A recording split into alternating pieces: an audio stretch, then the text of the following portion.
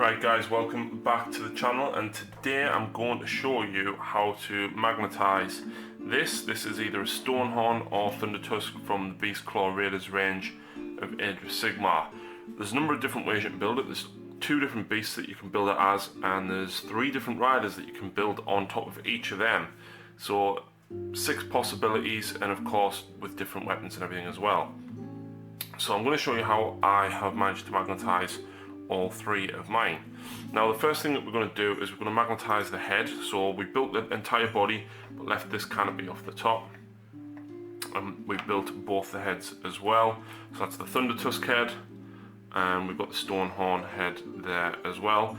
I've seen people do it in various different ways, but after I've done 3, this is just what I feel is the best way. So we need to drill a hole in here, and what we're going to do is put some magnets in there. They're going to be held together with a little bit of green stuff. Now unfortunately I've run out of green stuff after just doing the other 2 Stonehorns, so I'm going to have to use a little bit of DAS. Now the magnets that we use, I got these from eBay, and I don't want to put them too close to the camera. These are, I think, 8 by 5mm N52 neodyme magnets. I think they've got about I got 5 stacks that size anyway for about £8. Obviously these are really thick and actually quite strong. So what I'm going to do is, because the heads are quite heavy, you could probably get away with 1 magnet, but I'm actually going to put 2 in each side.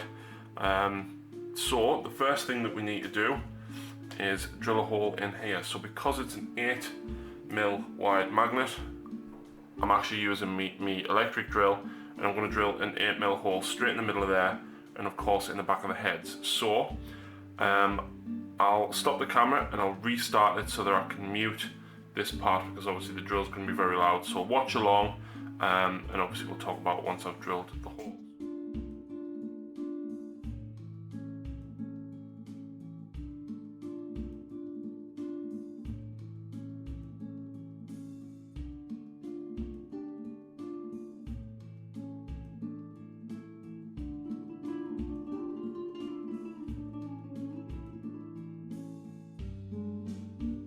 So that's the body, and we'll just give it a bit of a clean there with a knife, because obviously you're going to get a little bit where the plastic is melted. It does take a while to get through, so be careful, especially that little bit of give at the end when it goes through. Really take your time with drilling through on that bit. So there we go, we know roughly now where the hole is. So what we're going to do is just sit the head in place, just have a little look through the gap there, put a mark on with the knife, and then what I'm going to do is just flatten off the surface a little bit there, and do the same with the Stonehorn head. Stonehorn head sits slightly to one side.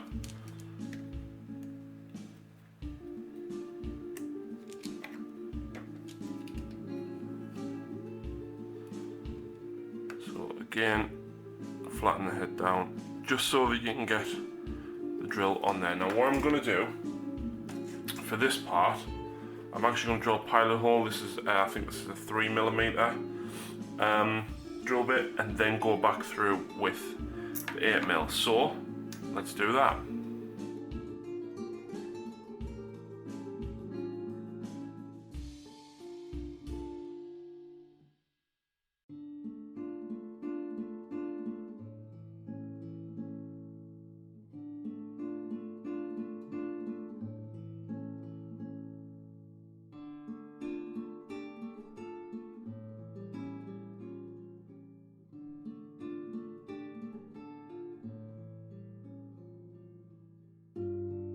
So there we go, we've got the holes in all of the big bits. So just going to clean off all the excess plastic, because with the drill bit getting quite hot whilst drilling the plastic, it does melt it a little bit. So just clean the edges there with a knife, and of course the same with the other head, and just make sure that the head then sits flush against the body when you come to do that.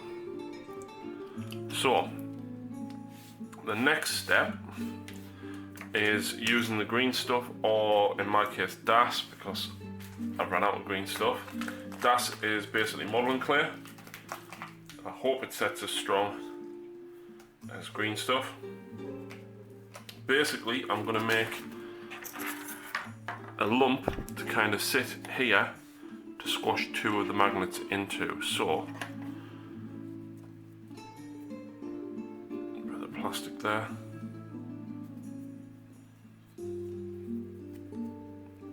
And then just make, oh, I've cut myself.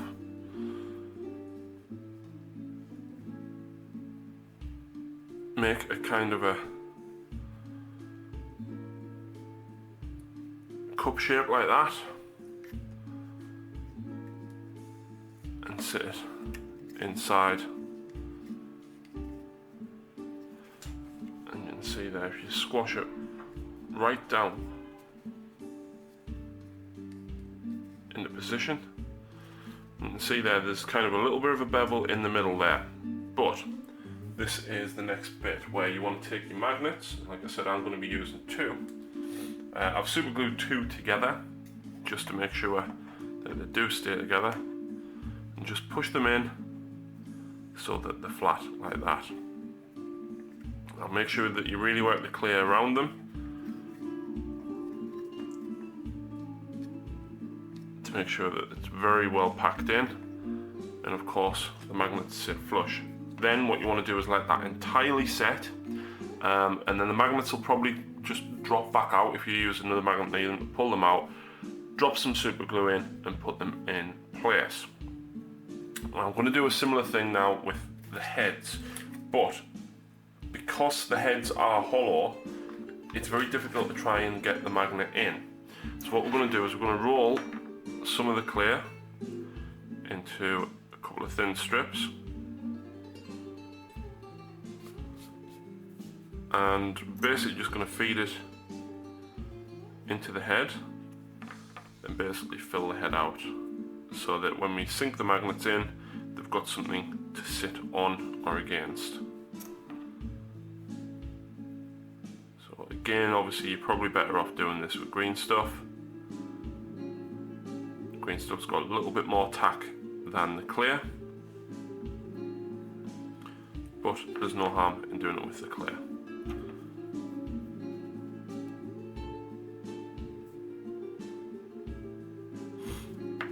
And then what you want to do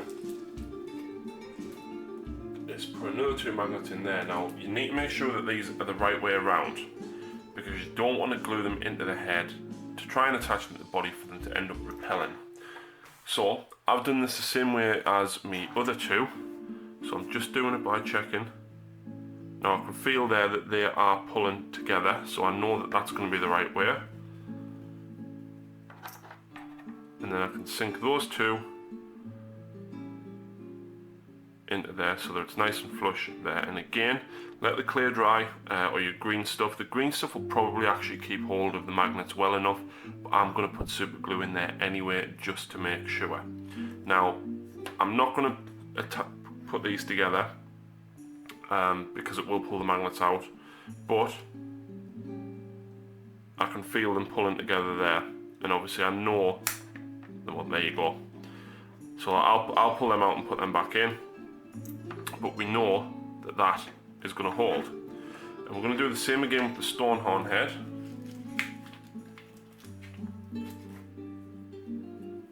So again, just rolling some clay, I've got some there, into some thin strips, just to fill out the bulk of the hollow head.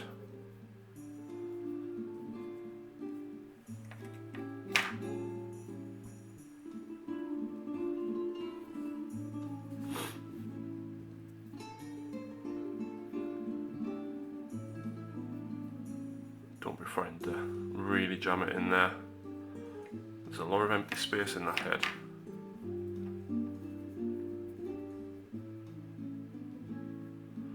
That's probably as much as I'm going to be able to get in. And then back to the other two magnets, and again, check the direction that you're gluing these in, because you, like I said, you don't want to glue them in back to front to then have to pull them apart. Pull your model apart and reset the magnets. So again, I'll just double check by holding them near each other here. Now I can feel that they're repelling each other,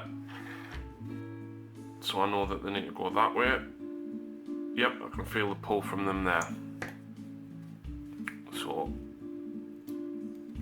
sink the magnets into the head there, and again, well, there you go. So I'll get the magnets out and we'll sink them back into those. I do have camera though, because 6 magnets in a row is quite hard to separate. Okay, so this is the rider of the beast. This is going to be the guy that sits at the front, so it'll be your huskard, your Thundertusk, or the front guy of the 2 beasts for the beast rider itself. So as you can see, this bit here is very, it's not flat. You can't magnetize it very well at all. So what I'm going to do is just very carefully slice it flat. Just taking a little bit off with a knife to even it out. And what we're going to do is we're going to drill a hole in there, but then on each of the arms we're going to drill a 2mm hole down there. Now what I'm going to do is I'm also going to do this method. I've already done it with the other ones, like I said, so I'll only show you the one, how to do the one on camera. But we've got the vulture there, and as you can see there's a magnet in the bottom, and then we've got the chain trap there, and I've got the crossbow somewhere on my desk, but of course then this is the frostlord's spear. So I'll show you how to drill that now, and I'm going to use the 3mm drill bit that we just used, or the 2mm one rather, and I've got some 2mm magnets that I picked up off eBay. These are 2mm wide, I think, by 3mm deep. It's very hard to see them there, but basically I'm going to sink one into his shoulder and one into the arm. Again, making sure that the direction is always attracting and not repelling. So let's drill those holes.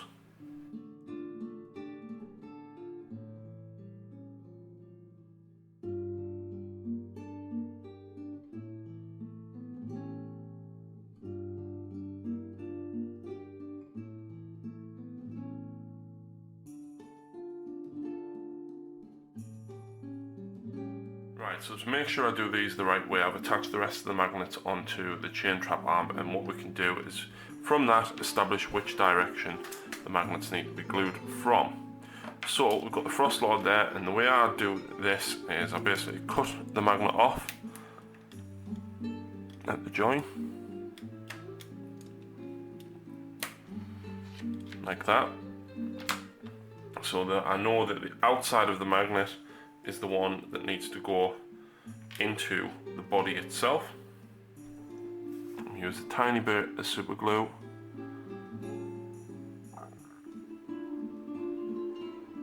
in the gap, and then I essentially use the knife to place it in like that. Then you can pull the knife away, and then that's lovely and flat and sunk in. So we do the same thing again with the arm, but obviously this time we've got to do it the opposite way. So again, cut my magnet off at the join. Now this time I know it needs to be the opposite way around, so swap sides of the magnet. So now I can just drop it straight in. It's still the same way, I've just put it on the other side of the blade. So super glue,